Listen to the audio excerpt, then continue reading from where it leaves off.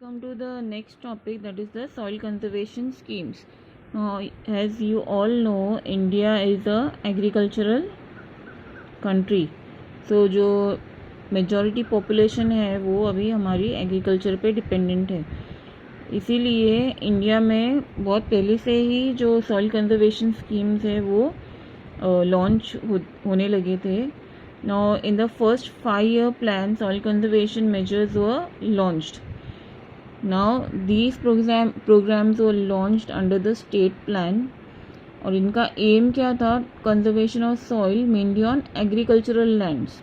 तो मेन था कंजर्व करना लैंड को, सॉइल को, mainly on the agricultural land, क्योंकि एग्रीकल्चर बहुत इंपॉर्टेंट रोल प्ले करता है with some components of land reclamation.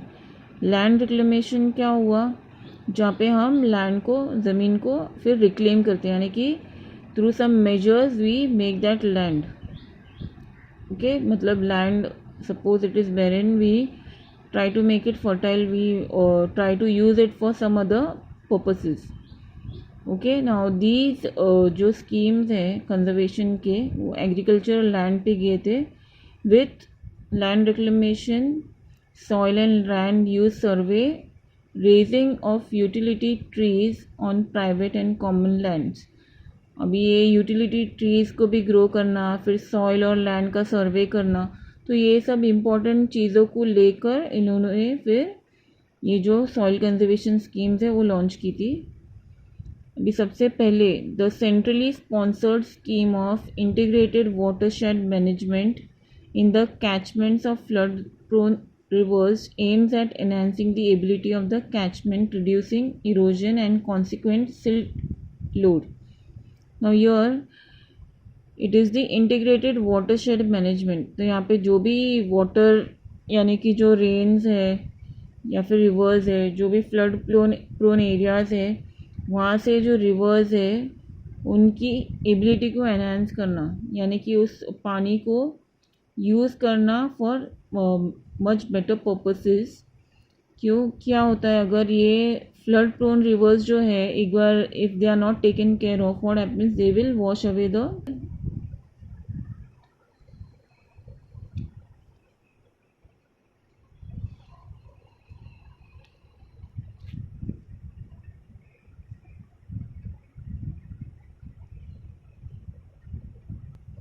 It includes peripheral bunding to halt further ingress of ravines, afforestation of ravines for fuel, fodder and reclamation of shallow ravines.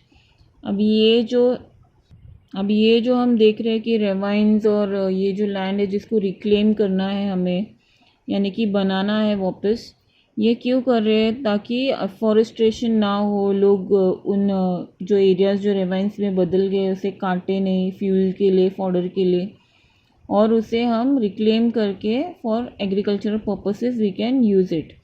The third was the scheme for control of shifting cultivation.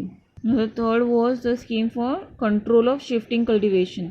अभी ये scheme था for controlling the shifting cultivation. As we know, it was being implemented in the northeastern state. It encourages farmers to practice terraced cultivation and afforestation to support fuel and fodder requirements.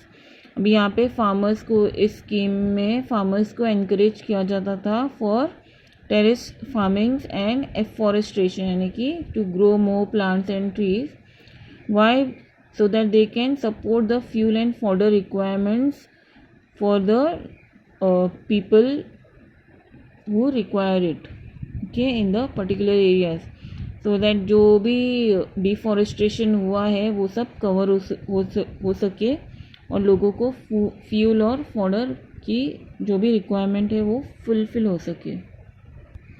The next is the national project on development and use of biofertilizers and national project on quality control encourage the use of biofertilizers. अभी यहाँ पे हम लोग इस scheme में they are encouraging to use biofertilizers which are organic fertilizers and as well as balanced and integrated use of fertilizers. ऐसा नहीं है कि fertilizers are there, but if it is not used correctly it will lead to pollution of soil, the soil may lose its fertility.